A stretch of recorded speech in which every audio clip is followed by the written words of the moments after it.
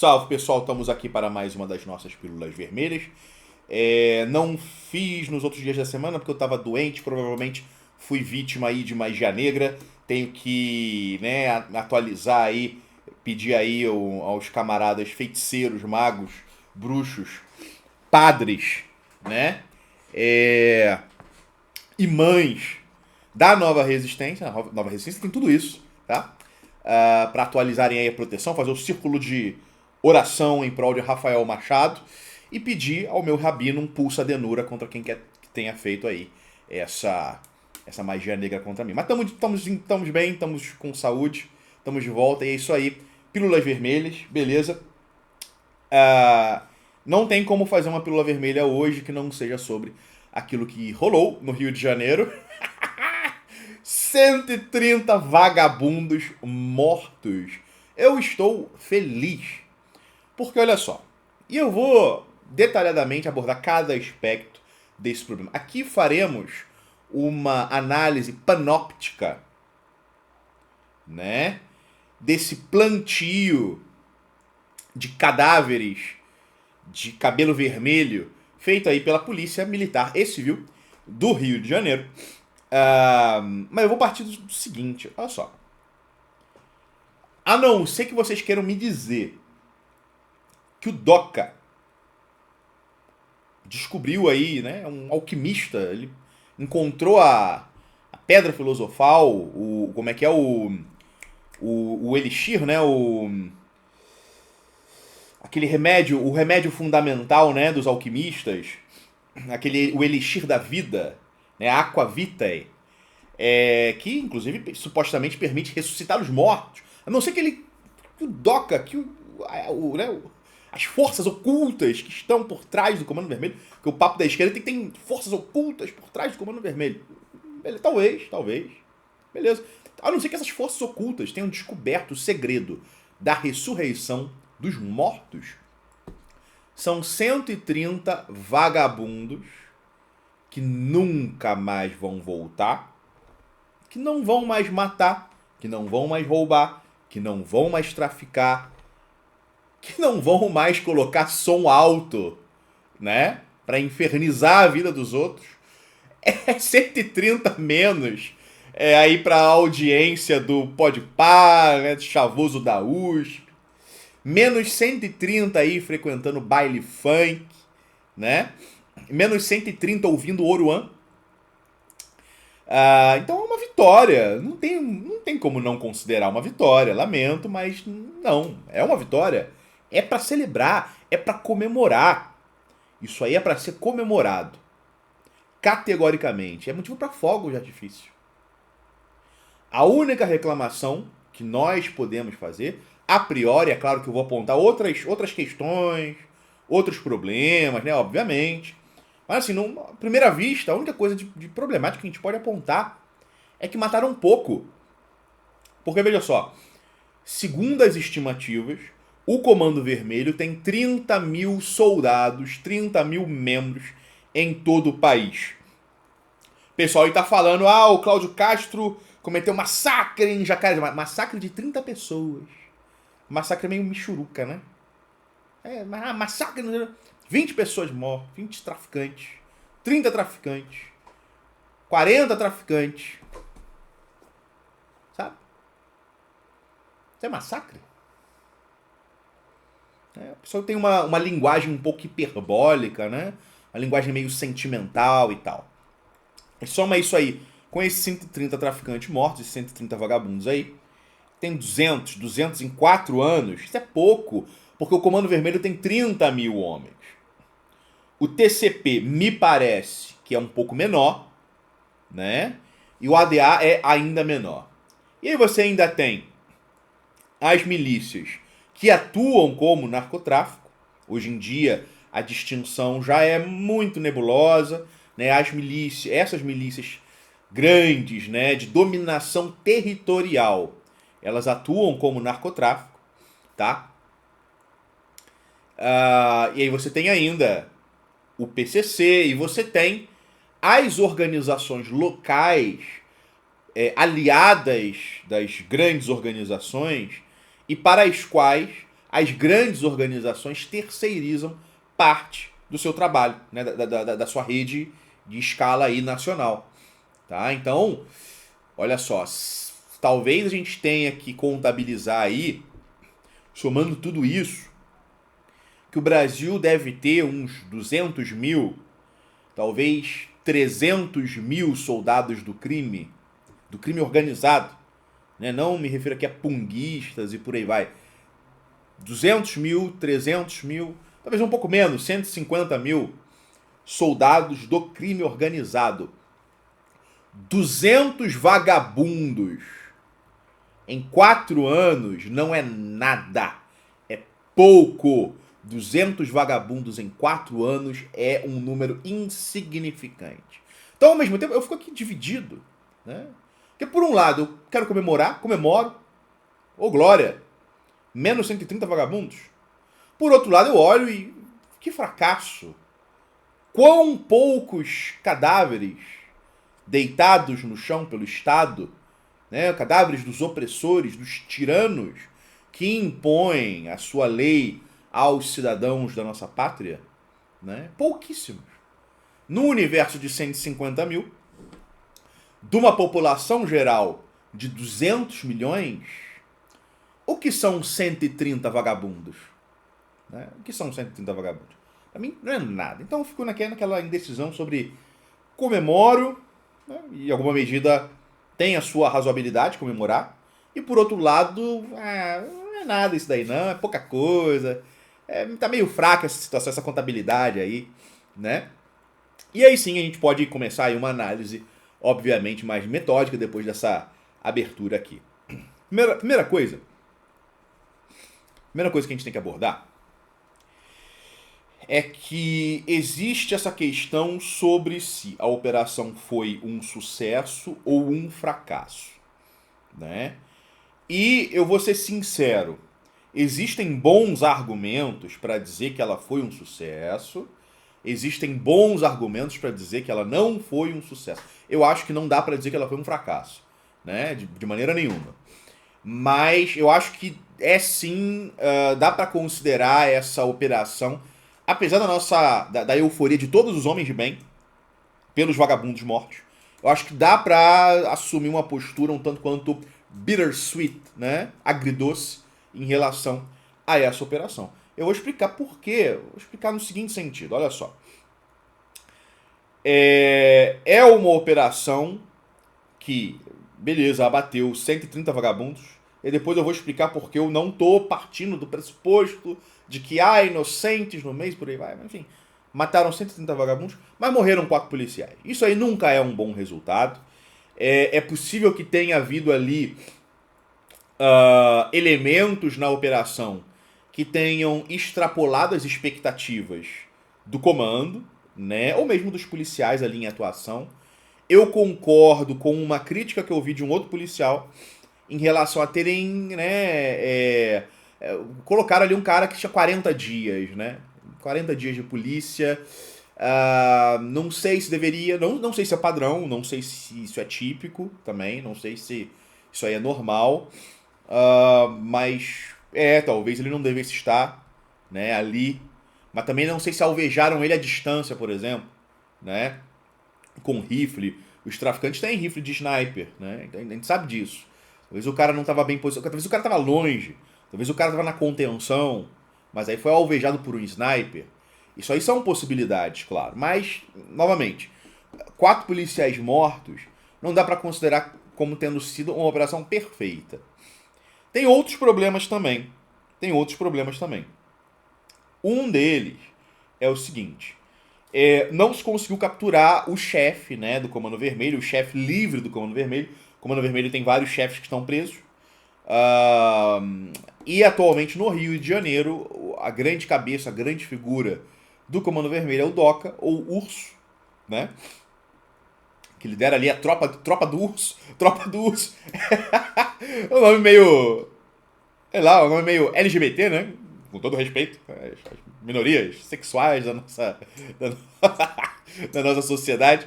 A tropa do Urso. ao mesmo tempo, né, tem uma vibe. A Tropa do Urso era tipo ali a guarda pessoal do Doca, né? A Tropa do Urso era tipo a guarda pessoal do Doca, algo meio, sei lá, guarda pretoriana, o que quer que seja, né? Tropa do Urso. Urso. Ai, ai. O cara escapou, né? Ele morava na Penha, acho que morava na Penha, conseguiu escapar. Junto com 70 traficantes, apoiado ali por 70 traficantes, que eu imagino que deve ser aí a tropa do urso, talvez, deve ser, né? Então esse é um ponto negativo, porque pegar um chefe sempre é mais importante até do que abater alguns vagabundos, né? Então tem que levar isso em consideração. E existe um outro problema que eu tô vendo nesse momento. Aparentemente não se conseguiu ou não se quis, o que também é um erro, proceder à ocupação territorial da Penha e do Alemão, tá? Então assim, olha só, capturar aqueles 90 e poucos fuzis, 92, 93 fuzis, é ótimo. Esses fuzis aí, cada um deles é de milhares de dólares. A gente está falando, por exemplo, de ponto .50, valor altíssimo. Os caras tinham arma anti-tanque, inclusive. Não sei se conseguiram capturar isso daí. Mas os caras tinham ali, olha, algumas dezenas de, ou talvez até mais de 100 mil dólares, algumas centenas de milhares de dólares em equipamento, que foi capturado pela polícia. Pelo aquilo que eu vi, mataram vários chefes do Comando Vermelho de outros estados que estavam no Rio de Janeiro. Também vou comentar sobre isso. Tinha ali chefes da Bahia, do Ceará, do Espírito Santo e de alguns outros lugares que foram mortos ou presos. Um camarada postou que aparentemente o chefe do Comando Vermelho da região dos Lagos, ali no Rio de Janeiro, né, litoral do Rio de Janeiro, acho que foi preso. Acho que foi preso. Então, assim, bom. Abateram 130, prenderam 118 daquilo que eu vi. Tudo isso é bom. Porém, não se procedeu à ocupação territorial, né? O Doca escapou e morreram 4 policiais. Não dá para dizer que foi uma operação perfeita. Ela foi taticamente inteligente, né? A tática utilizada para o arremate final, foi inteligente, mas não dá para dizer que foi uma operação perfeita. Eu chamaria de bem-sucedida, o que é diferente de dizer que foi uma operação de sucesso. Eu, pelo menos, tenho essa impressão semântica em relação à palavra sucesso e bem-sucedida. Ainda que sejam praticamente sinônimos, né? Ou então, talvez a gente possa procurar uma outra palavra. Foi uma operação razoável, foi uma boa operação, foi uma operação legítima, foi uma operação justa. Foi feito o certo de modo geral. Uma operação, em alguma medida, bem sucedida, mas obviamente não foi uma operação perfeita, tá? Então isso aí eu deixo claro. E aí a gente pode também começar a detalhar algumas outras coisas.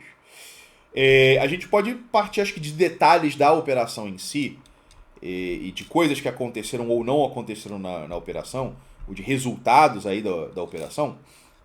Ou então até começar pelo Comando Vermelho, né? Porque isso destrincha em outras coisas. Pessoal, o Comando Vermelho, que é a segunda maior organização narcotraficante do Brasil, como eu falei, tem 30 mil soldados espalhados pelo país, comanda, né, governa aproximadamente 3 milhões de pessoas. O Comando Vermelho governa 3 milhões de pessoas. Isso é mais do que muito país, né? Se eu não me engano, a Islândia tem o quê? 300 mil habitantes? Acho que é por aí, né? Então, assim, isso é muita gente. Eu tô vendo aqui um bagulho de... Olha só, isso é mais gente. Caralho, isso... isso é tipo a população da Armênia, pra vocês terem uma noção. O Comando Vermelho governa no Brasil o equivalente à população da Armênia, cara. Né? Isso é muita coisa.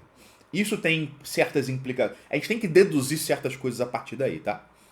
Mas enfim, eles comandam a população equivalente à população da Armênia. Mais ou menos equivalente à população da Jamaica. Porra, né? Mais ou menos equivalente à população do Catar. Mais ou menos equivalente à população da Lituânia. Saca? Não são grandes países, mas são países, né? São países. Certo? Deixa eu ver se tem alguma referência semelhante aqui no nosso continente.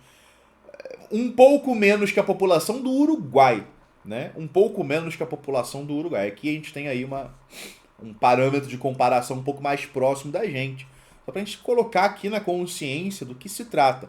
Porque pelo seguinte, eu quero enfatizar uma coisa que vai na contramão do que todo mundo de esquerda tá falando aí em relação a como se deve. Todo maconheiro agora no Brasil virou especialista em combate ao narcotráfico, né? Todo rapper de esquina, todo rapper de SoundCloud, né? Todo rapperzinho fuleiro, vagabundo, para-traficante, né? Virou especialista em combate ao narcotráfico agora. Olha só, Comando Vermelho não é o PCC. O PCC é uma máfia. O PCC é uma máfia que hoje, no que concerne o seu nível de atuação, ele é muito mais semelhante ao aquilo que se tornaram os antigos cartéis colombianos. Se vocês têm um interesse por esse tipo de tema e estudarem aí a história do narcotráfico colombiano, vocês vão ver que Cali e Medellín meio que saíram dos holofotes, né? Ah, acabaram, depois que mataram Pablo Escobar, acabou o narcotráfico na Colômbia. Não. Os caras foram para as sombras e começaram a terceirizar para pequenos grupos criminosos locais uma parte razoável das suas atuações, né, especialmente aí venda a varejo, né, venda de droga a varejo, as ações mais violentas, eles começaram a terceirizar, e eles ficam ali nas sombras cuidando da parte financeira, a parte estratégica, coordenação, né? Tanto a parte financeira numa ponta, quanto na outra ponta, né? Que isso também é uma diferença importante, tá? E o PCC meio que se tornou isso. Mas o Comando Vermelho não. O Comando Vermelho é uma narcoguerrilha que tem como pilar fundamental a ocupação de espaços territoriais. O Comando Vermelho é isso. É uma narcoguerrilha urbana, né, de ocupação de território, de ocupação de espaços. O Comando Vermelho se empodera e se financia através da ocupação de territórios. Principal. Isso é principal. Isso me parece, inclusive, que para o Comando Vermelho é mais importante hoje, até mesmo do que a venda de droga atacado para a Europa. Ou está no mesmo patamar. Ok? Porque olha só. O que o Comando Vermelho eu falei para vocês. Eles governam o equivalente quase ao Uruguai. E nesses espaços, eles cobram aluguel, eles cobram taxa, né, de funcionamento, ou chamado pedágio, de todos os comércios. Olha só, aluguel de moradores. E em alguns lugares no Rio de Janeiro, eles constroem prédios. Pessoal. Eles compram terreno, ou invadem terreno, e constroem prédios ali de 10 andares para botar morador dentro e cobrar um aluguel. É o Minha Casa Minha Vida do CV, tá? É o Minha Casa Minha Vida do CV, é sério. Isso existe no Rio de Janeiro. Então, olha só, eles cobram aluguel de morador, eles cobram pedágio de todos os comércios, de todas as atividades econômicas locais, até mesmo de barraquinha de pipoca. Eles cobram ali um pedágio, tá? Todo serviço comercial, toda atividade econômica tem que pagar um pedágio para o Comando Vermelho. Daí tem o dinheiro dos serviços oferecidos pelo Comando Vermelho. A maioria dos espaços comandados pelo Comando Vermelho, as concessionárias legítimas de energia elétrica não entram, né? Então eles fazem o gato, eles fazem as instalações elétricas e cobram a energia elétrica. Eles cobram o gás, né? Eles têm o monopólio da venda de gás, de botijão de gás, nesses espaços. Botijão de gás, geralmente, eles vendem superfaturado, pelo que eu ouvi falar, tá? Então, olha só, é quase monopólio da energia elétrica, é o efetivo monopólio de venda de gás. Se você tentar vender gás em território do Comando Vermelho, você vai morrer, ok? Se você tem essas pequenas empresas aí de gás, se você tentar levar ali o seu caminhão com um botijão de gás ali para um território do Comando Vermelho, você vai ser metralhado, né? Ou no mínimo vai ser assaltado, vão levar, vão confiscar o seu caminhão de botijão de gás. Porque isso é monopólio do Comando Vermelho nos territórios do Comando Vermelho, né? Dependendo do lugar, eles cobram água, serviço de água, né? Tem o famoso CVNet, né? A TV a cabo, TV, o GatoNet, CVNet, TV a cabo do Comando Vermelho, eles cobram isso também. Enfim, vários outros serviços eles cobram, além das várias taxas, pedágios e por aí vai. Quando a gente pensa que é 3 milhões de pessoas, pessoal, quanto dinheiro vocês acham que dá para tirar daí? 3 milhões de pessoas, vamos supor que todo mundo aí esteja tendo que pagar, seja porque mora numa casa oferecida por eles, né, ou tutelada por eles, ou porque tem algum servicinho, algum comérciozinho, paga o botijão, paga GatoNet, paga a luz, a gente faz uma média, né? A gente faz uma média aí entre quem paga mais e quem paga menos. Quem tem um comércio paga mais, obviamente. Estavam cobrando, acho que era R$ 1.500, R$ 2.000 de barraquinha de cachorro-quente lá no Ceará. Não sei se o preço é semelhante aqui por mês, né? Não sei se o preço é semelhante, mas o comércio deve pagar por aí. R$ 1.500, R$ 2.000, R$ 3.000, tá? Pesado, uma facada do caralho. A gente faz uma média com o pessoal que não tem comércio nenhum. A gente chega, vamos supor que a média aí, de fato, seja R$ 500. Aí multiplica aí por esses 3 milhões que eu falei, né? 3 milhões que eu falei. Isso dá o que? 1.500 bilhões? É isso? Eu não sou o cara da matemática, mas eu acho que é isso, né? 1.500 bilhões. Né? É um orçamento bilionário, pessoal. É um orçamento bilionário. Daí tu bota aí o varejo, que é é por isso que vocês têm que entender. O varejo hoje é uma fração. Nem a venda de cocaína bate aí com aquilo que o CV ganha disso daí, né? E aí tem a venda para fora do país através de portos, né? Que talvez chegue a um número semelhante. Ah, detalhe, esse número que eu passei de 1 bilhão e 500 milhões é por mês, né? Então, se a gente fosse pensar o PIB do país Comando Vermelho, estaria ali para 15 bilhões, né? Sinistro, né? Sinistro. Vocês estão entendendo? Que não é exatamente, não é o PCC, não é o PCC porque não é mais aquele tipo de atuação estilo máfia, controle de empresas e por aí vai. É narcoguerrilha de ocupação territorial e cobrança de impostos e de pedágios e taxas do morador. É um Estado, isso aí é um Estado, pessoal. Isso aí opera como se fosse um governo, um Estado. Aparentemente, quando morre chefe, eles fazem conclave, né? Ai, ai. Os caras viram ali o bagulho do Papa e aí eles cismaram de chamar organização para a escolha de novo líder de conclave. Eu tô falando sério. Eles, hoje em dia, no Comando Vermelho, reunião para a escolha de um novo líder é o conclave. Só que por algum motivo misterioso eles falam no feminino, é a conclave. Eu não sei porque que eles falam no feminino. Porque o termo conclave me parece muito obviamente masculino. Mas enfim, né? QI 80, a gente não tem por que esperar qualquer outra coisa, né? Mas é isso, pessoal. É por isso que essas narrativas sobre como o Cláudio Castro deveria combater o Comando Vermelho. Ele tinha que ir na Faria Lima. Ia conseguir o quê? Contra o Comando Vermelho e na Faria Lima. Pessoal, olha só. Lavagem de dinheiro do Comando Vermelho é ponta final.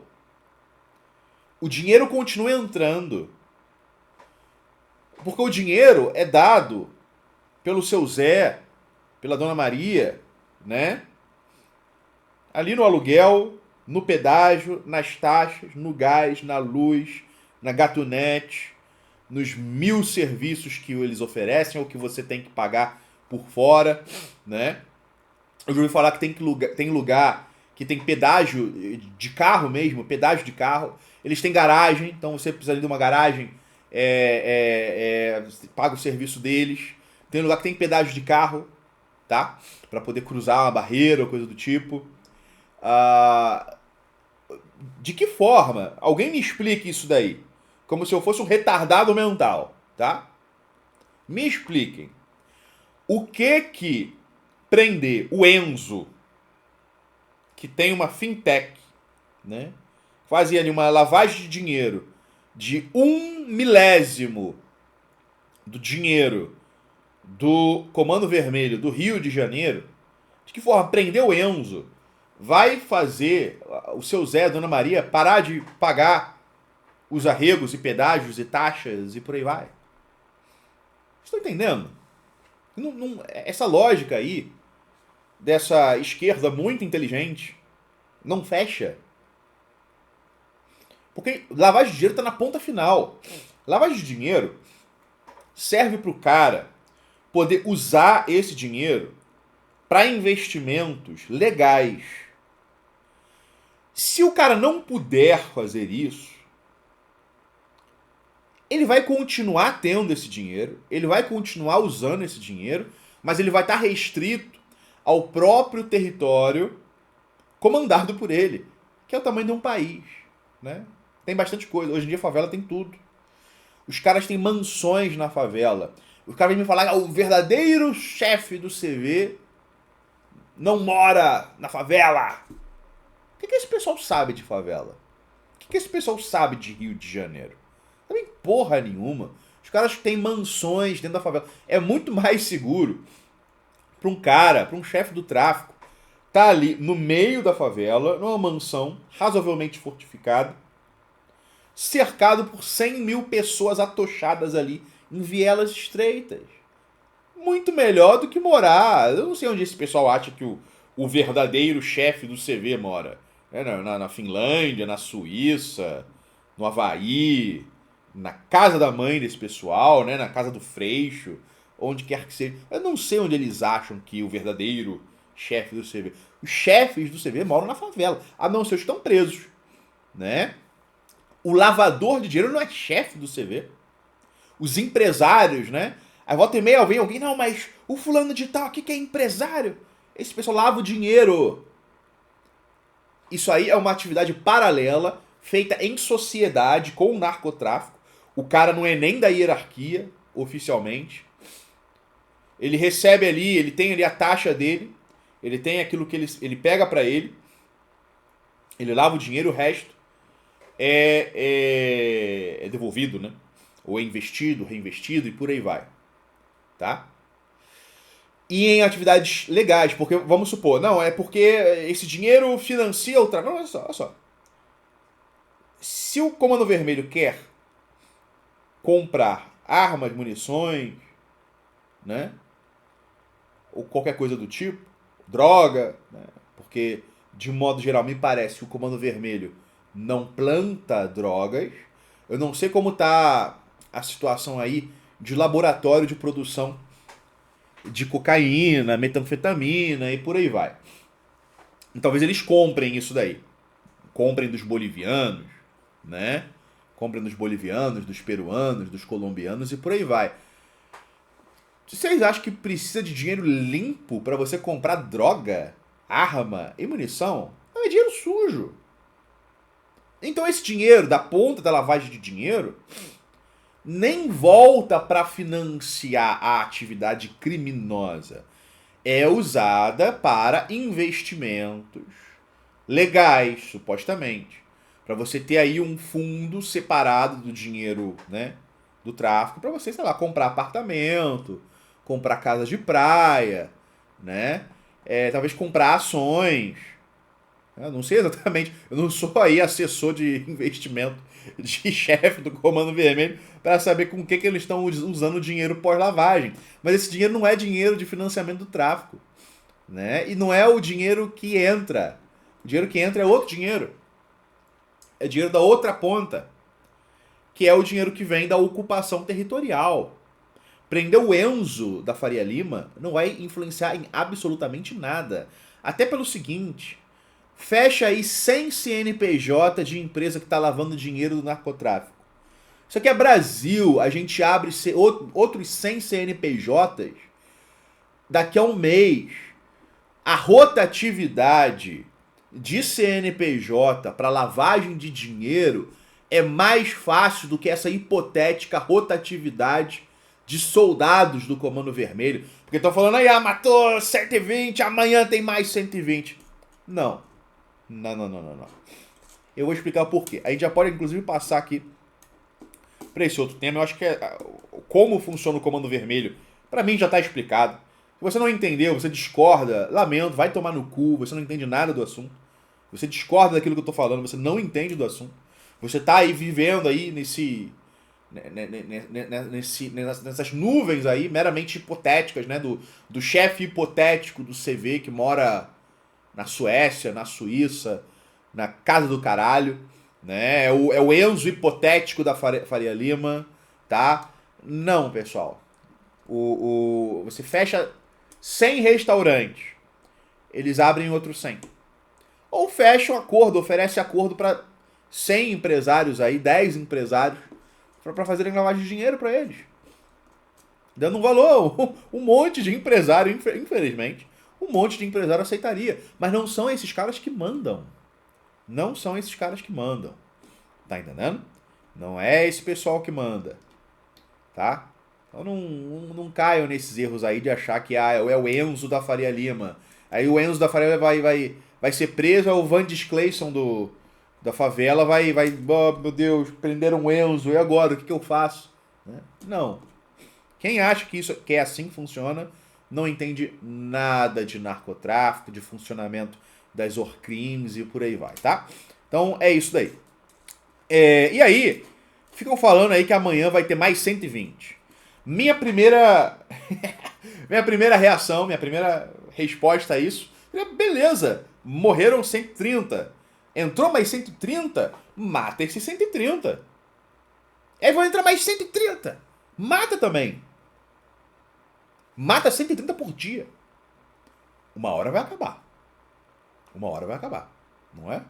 Mas não é verdade. De novo, isso aí é a rotatividade hipotética que só existe na cabeça da esquerda dessas organizações criminosas. E aqui eu não estou falando que esses 120 não vão, 130, né? Não vão ser eventualmente repostos. Mas não é trivial. Hoje em dia, pessoal, apesar das polícias serem muito mais competentes, a gente está falando aí de soldados da elite, entre aspas, do CV. É o pessoal aí da tropa do urso. É o pessoal aí do trem não sei das quantas, bonde não sei das quantas aí. Treinados, uniformizados, eles têm pet e uma parte deles lutou na Ucrânia. Tem gente que não vai acreditar nisso, mas eu tenho provas, a gente tem provas. A gente tem foto, postagem em rede social de membro do Comando Vermelho que lutou na Ucrânia. Ficou lá 6 meses, 1 ano na Ucrânia. E que talvez tenham trazido os drones e por aí vai. Esses drones que estão por aí. Assim, o Comando Vermelho está mandando homens para treinar na Ucrânia. Tu acha que isso aí se repõe de um dia pro outro? Pessoal, a gente não tá mais no Cidade de Deus, não. Traficante não é um moleque ali de chinelo e short, magrelo, etc. Isso não existe. Essa realidade, ela é inexistente nos dias de hoje. tá? Ela é inexistente. É uma fantasia mental da esquerda que não corresponde à realidade. A gente está falando aí de marmanjos, muitos deles brancos, aliás, né? Não são pretos, tá? As imagens ali dos corpos, inclusive, quase não mostra pessoas negras, né? Então, assim, é um pessoal treinado. Alguns realmente prestaram serviço militar. Alguns prestaram serviço militar aqui nas Forças Armadas Brasileiras, né? Recebem treinamento de ex-membro do BOP, isso já foi denunciado. Recebem treinamento, né? Existe treinamento.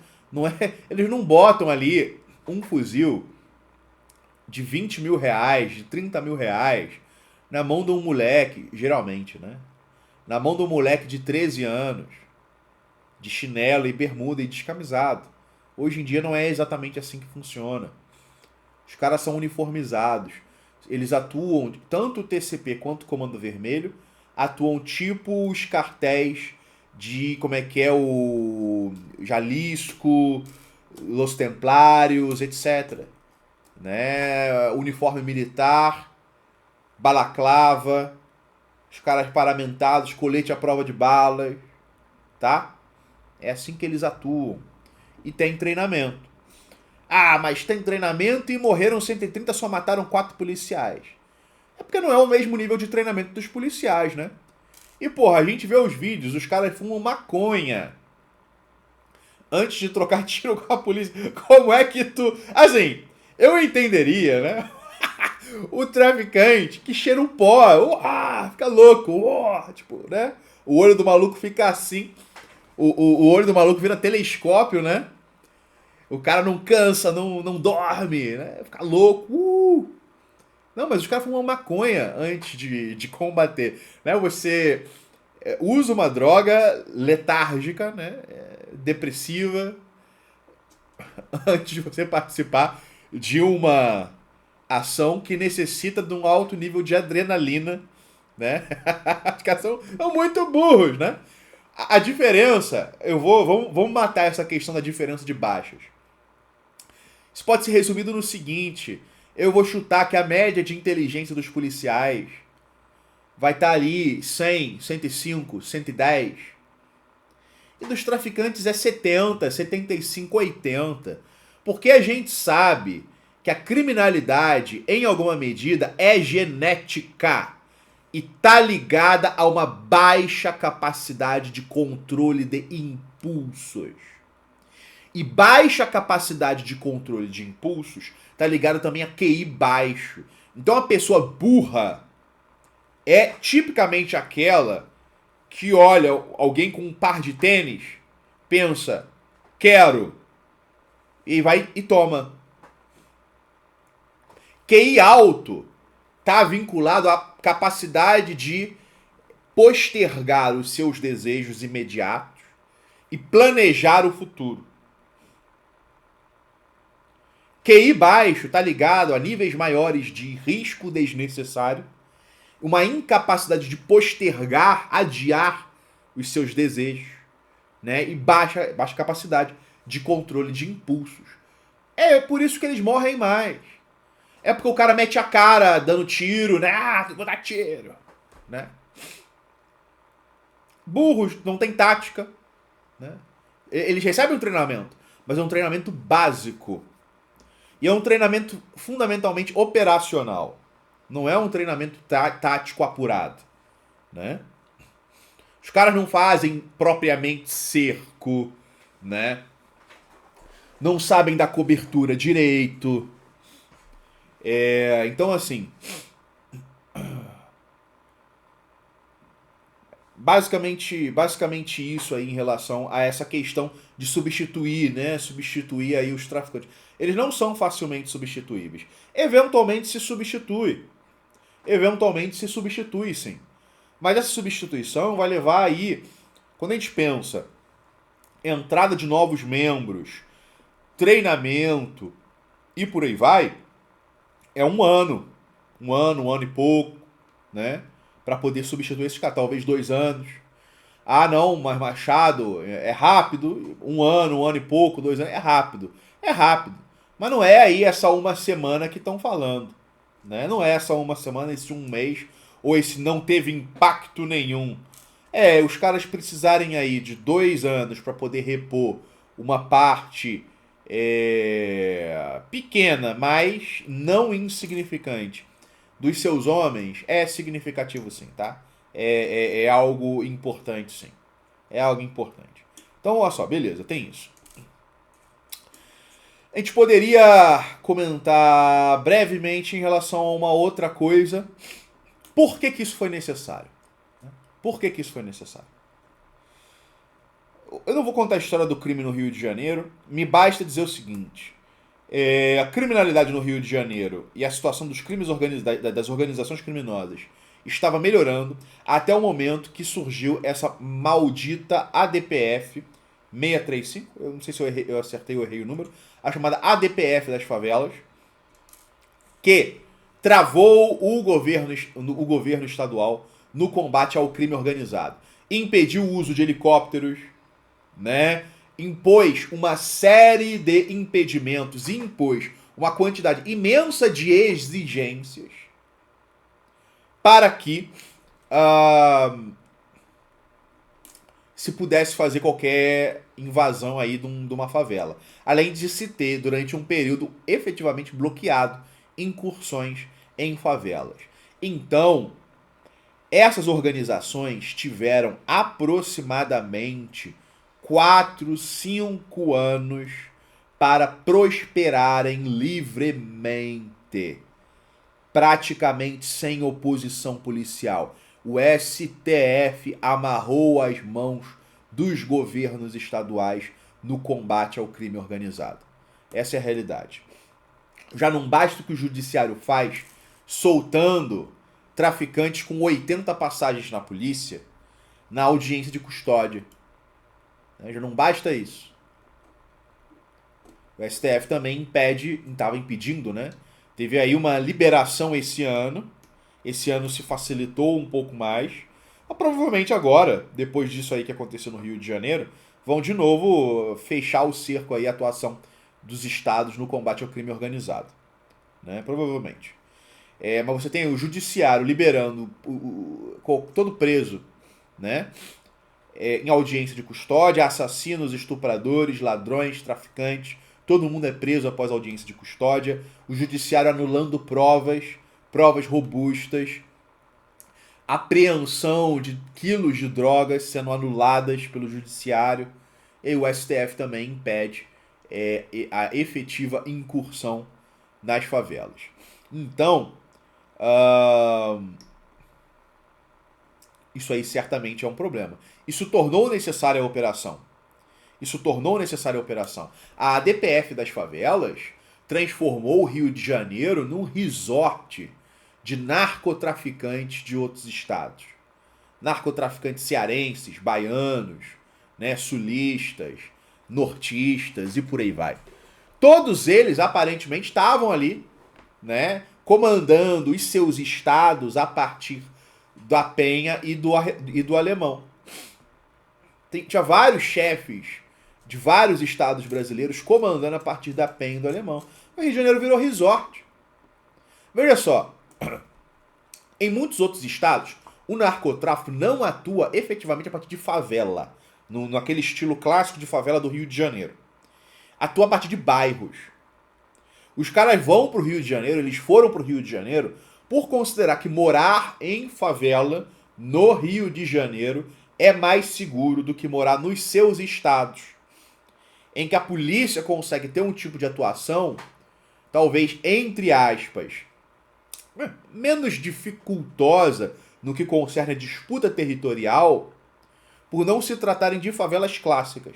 Ainda que hoje em dia, claro, já existe favela, né, no Rio Grande do Sul, né, no Ceará e por aí vai. Mas aquela vinculação entre favela e narcotráfico é do Rio de Janeiro. O tamanho das favelas do Rio de Janeiro também é notório, né? E por aí vai. Então, assim, a ADPF transformou o Rio de Janeiro em resort de vagabundo de outros estados. Resort de traficante de outros estados. Essa é a realidade. Essa aí é a realidade. E aí o governo estadual tem que fazer alguma coisa, né? E isso é agravado pelo que eu falei antes.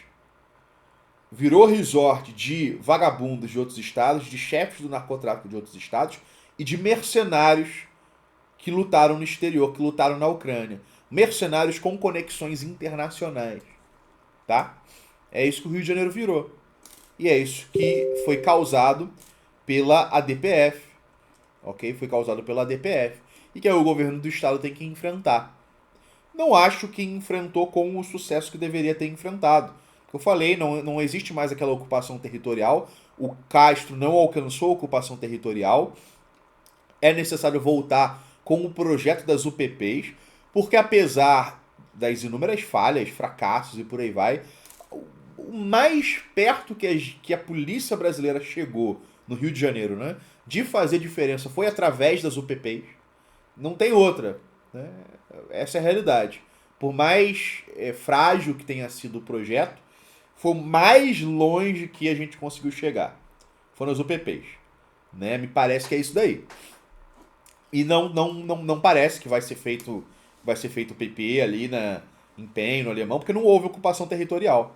Não houve ocupação territorial. Agora a gente pode partir para alguns detalhes, né? Vamos lá, estão falando aí em inocentes mortos. Inocentes mortos. Tem nome de alguém? Tem foto de alguém? Vamos lá, tem nome de alguém? Tem foto de alguém? Já passaram 48 horas. Não tem nome, não tem foto de ninguém. Sabe? Olha só, minha impressão. Se tivesse um inocente,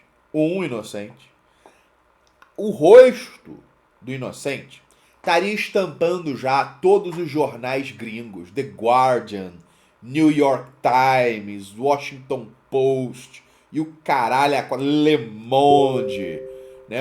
Como é que é na Alemanha o Der Spiegel, etc. Teve alguma coisa até agora? Nada. O deputado Ottoni de Paula veio falando que mataram 4 fiéis da igreja dele, 4 jovens inocentes. Ele já veio falar isso, acho que na internet, falou na Câmara. Quais os nomes? Cadê as fotos? Ele não mostra, não divulga. Não mostra, não divulga. Sabe por quê, pessoal? No momento em que vierem lançar a cartada do inocente, o inocente, vítima do massacre policial. Sabe o que vai acontecer? O que vai acontecer é o seguinte. Essa é a era da internet, é a era da abundância informacional. A gente vai ali bater o cara crachá, né? Hoje em dia, muita gente tem acesso a bancos de dados públicos e privados. Não era pra ter, né? Não era pra ter. E às vezes tem acesso até ilegalmente, inclusive. Mas a pessoa tem acesso. Vão ver o rosto, vão ver o nome, vão pesquisar, vão descobrir a ficha do cara. Vão descobrir a ficha do cara. Então, assim, até que provem o contrário, sabe quantos inocentes morreram nessa operação? 0. Passaram 48 horas e não existe um único inocente demonstrável que tenha sido morto nessa operação. Não tem um. Não tem um. E eles estão com medo de até mesmo trazer um suposto inocente. Porque senão vai acontecer igual o menino cogumelo, né? O que teve a cabeça plantada lá no matagal. Foi decapitado, né? Ai, ai. Tem uns memes aí falando que plantaram um pé de oruã. Mano, decapitaram um maluco, muito bom.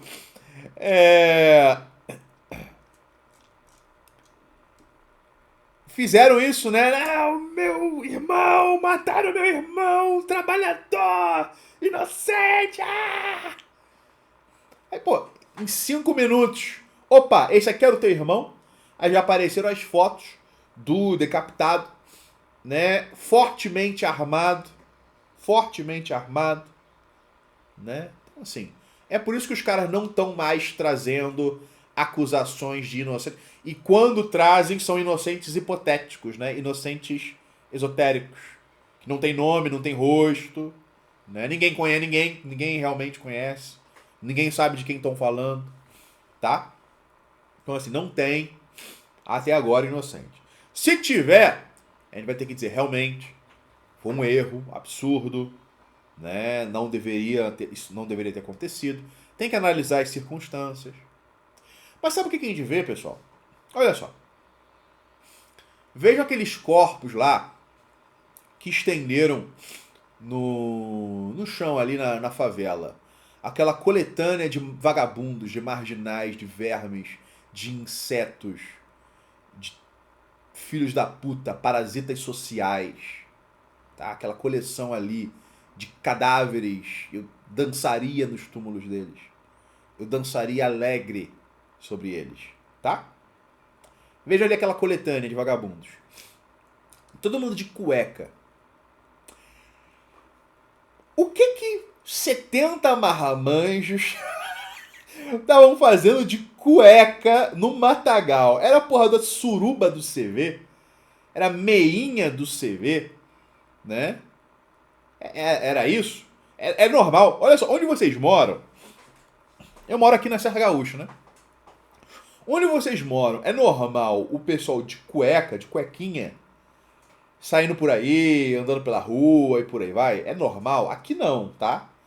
Onde eu morava no Rio de Janeiro também não é normal. Eu não sei onde vocês moram, mas é normal onde vocês moram, o pessoal saindo por aí de cuequinha, né? Então tiraram as roupas, né? Tiraram as roupas desse pessoal. E aí já apareceu o vídeo. Apareceu o vídeo de um pessoal aí tirando roupa de um dos defuntos aí, um dos cadáveres, um dos presuntos, né? O diabo que o leve. Tirando o uniforme militar do cara. Tirando o fardamento do cara. Se eu não me engano, existe prova em vídeo disso acontecendo com uma pessoa. Uma pessoa. Tinha dezenas de corpos ali, né? Mas é claro que quando começaram a filmar, já tinham tirado da maioria, e aí por um erro, uma falha de comunicação, né, não conseguiram tirar de todo mundo. Tinha ainda um cara ali, e aí acabou aparecendo numa filmagem. Tinha um cara uniformizado, acabou aparecendo numa filmagem, tá? Então olha só, pessoal, isso aí te deduz duas coisas.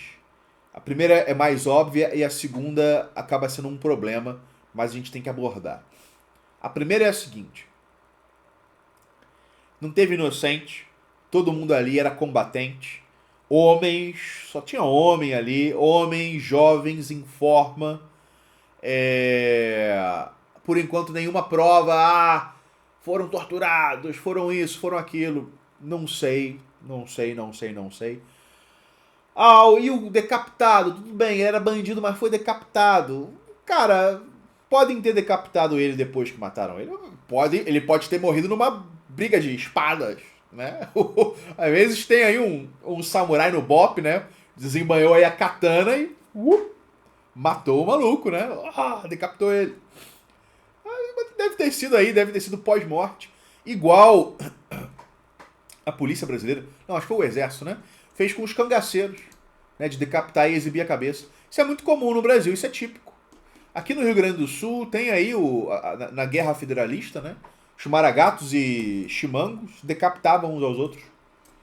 Isso é parte da cultura brasileira. Decapitar um inimigo caído, gente, é parte da cultura brasileira. Vocês não podem se considerar verdadeiramente, né, amigos do Brasil, né, pessoas aí que cultivam a cultura brasileira, se vocês ficam escandalizados, se vocês não aceitam essa parte aí da cultura brasileira, né, de decapitar inimigos mortos, inimigos caídos. Tá? Porque isso é normal, é trivial aqui no Brasil, entre as nossas formações militares. Isso aí não é nada demais, tá? Mas eu entendo, o pessoal, isso aí não tá muito dentro do protocolo, né, de atuação policial. Eu entendo. Quando falam em tiro pelas costas, olha só, um cara fugindo armado. Se eu sou policial, o cara tá fugindo armado, eu tô alvejando.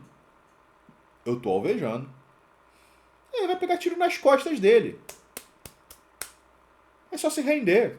Não quer morrer, se rende, porra. Né? Então pronto.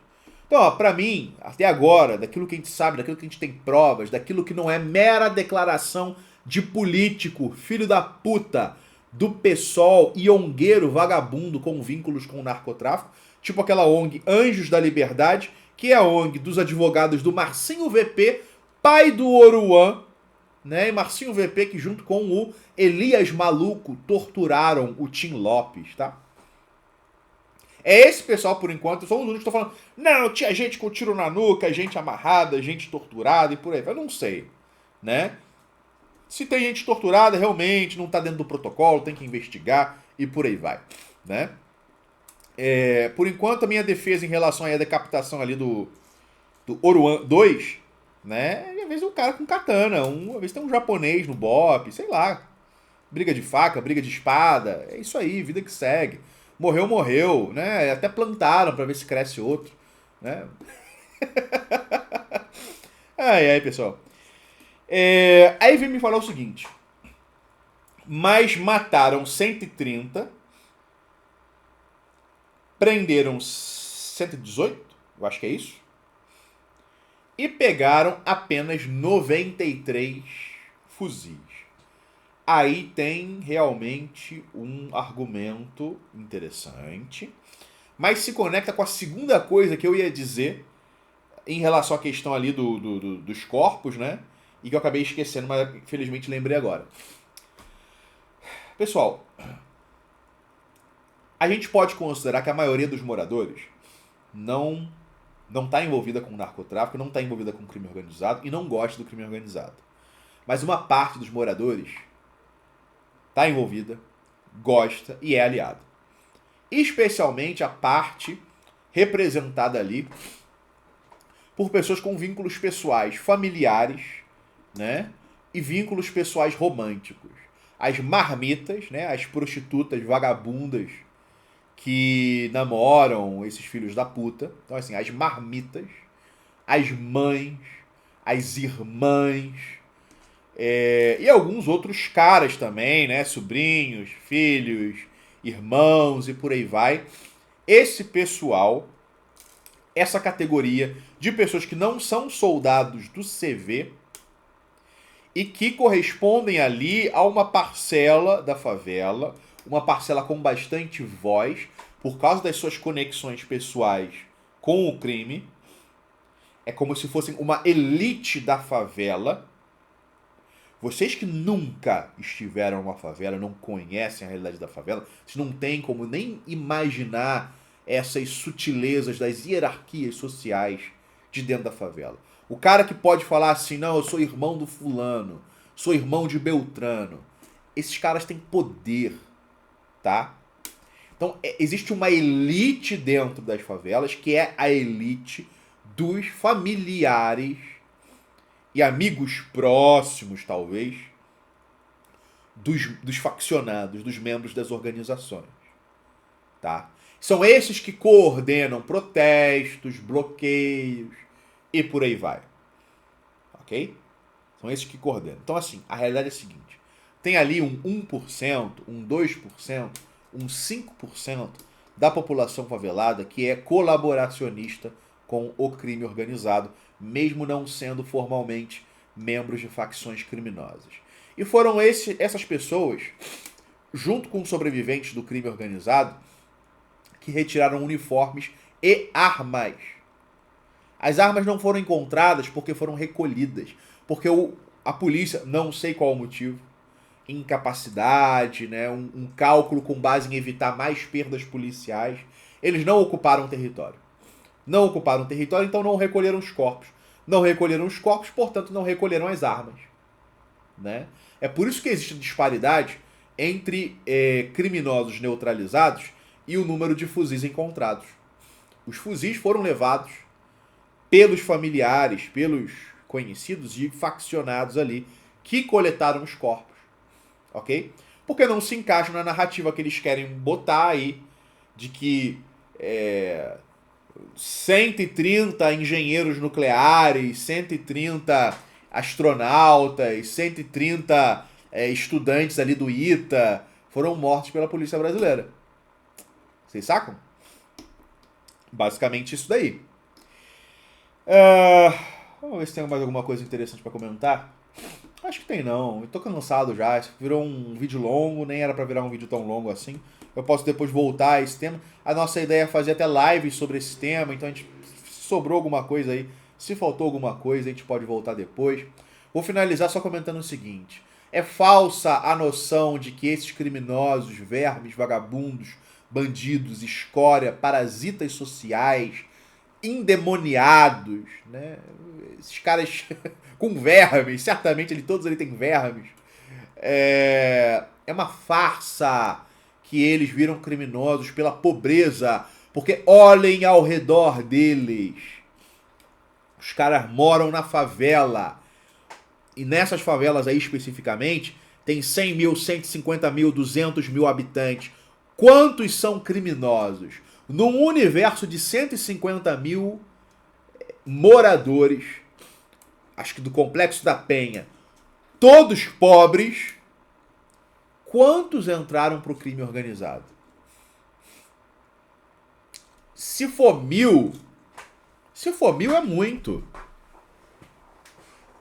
Se for 1000 é muito, cara. Né?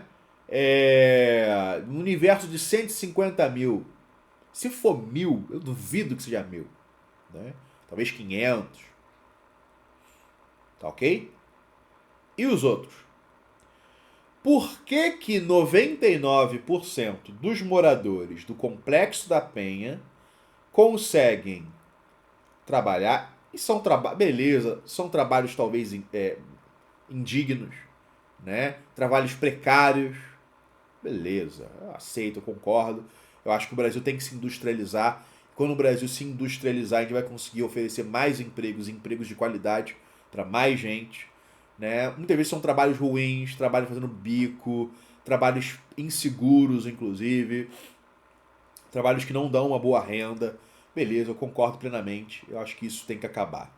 Mas 99% dos cidadãos do Complexo da Penha, eles aceitam trabalhar para conseguir o seu ganha-pão, para garantir o seu ganha-pão, para sobreviver.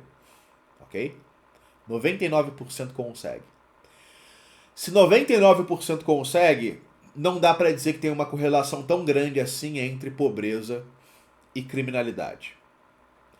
Eu acho que a gente tem que abraçar um pouco mais a sociobiologia e começar a procurar ali em condições genéticas, em questões de inteligência, né? Por exemplo, QI baixo, dificuldade para controlar impulsos, talvez até distúrbios hormonais, como explicações mais inteligentes para a criminalidade, né? O meio gera as oportunidades, né? Gera ali condições favoráveis ou desfavoráveis. Mas o impulso não vem do meio. O impulso é de dentro. O impulso é interior. É a decisão motivada por determinados fatores interiores que leva o homem ao crime organizado. Não são fatores socioeconômicos forçando a mão do filho da puta do Comando Vermelho que executa cachorro condenado por tribunal do crime. Pra quem não sabe, existe tribunal do crime que condena cachorro à morte, tá? Em favelas do Comando Vermelho, ok? Né? Não são fatores socioeconômicos que levam o cara a condenar a porra de um cachorro à morte, levar bala, levar tiro, tá? Não é, ai, a pobreza, vou virar bandido, vou matar cachorro. Puta que pariu. E os caras acham que isso aí é uma explicação refinada. Não, vejam só, tô dando uma explicação econômica, portanto, é uma explicação muito inteligente. O quê? Genética? Meu Deus, seu fascista, seu nazista, seu monstro. Eu cuspo nisso que vocês chamam de inteligência. Porque aquilo que vocês chamam de inteligência, eu chamo de covardia, de burrice e de fragilidade, sentimentalismo, humanismo, né? E masoquismo. O masoquismo é uma fórmula aí fundamental na compreensão da esquerda e da perspectiva da esquerda em relação ao crime organizado. Tá? É isso aí, essa é a pílula vermelha de hoje. O tamanho aí tá para compensar 3 dias sem fazer essa porra desse programa. E é isso aí, até amanhã, vida que segue, tchau e benção. Foda-se, bora! É isso aí.